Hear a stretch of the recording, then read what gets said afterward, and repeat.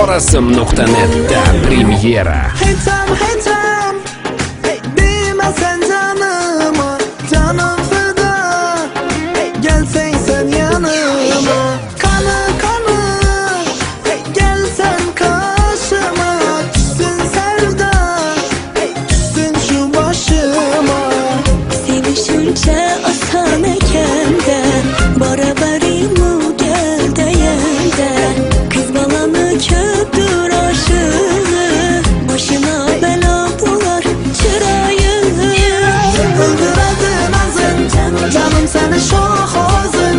Bugün canım görüşemiz, belki bana dirasın. Öldürdün lazım, hey məni şu havasın. Yok bugün görüşmeyeyim, açın benim lazım.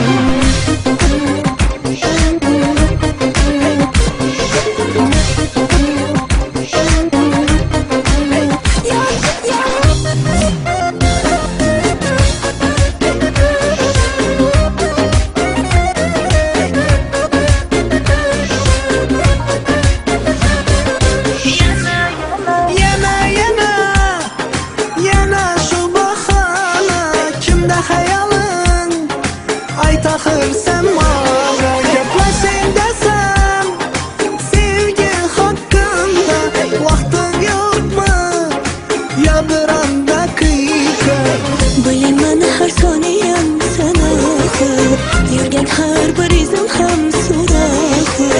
Uğurlamansız benim hayalim, aldığımda dur halim benim hayatım. Öldürdün azın, canım seni çok özün. Bugün canım görüşemiz, belki bana dirasın. Öldürelim lazım, hey beni şu havasın. Yok bugün görüşmeyeyim, açın benim lazım.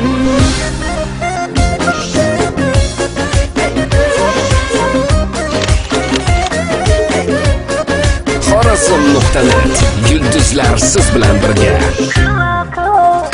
Kıla sen ima işare, nire varın ben buldum avara. Naçın sevdim demişsen, sevip naçın sen ikrar emezsen. Yaxşı aytqanınız bolsun yar, gördüm gözünüzde alan var. Yangiligim baxsıza qarayın, görüşemiz bugün berin dil razı. Öldürdün azın, canım seni çok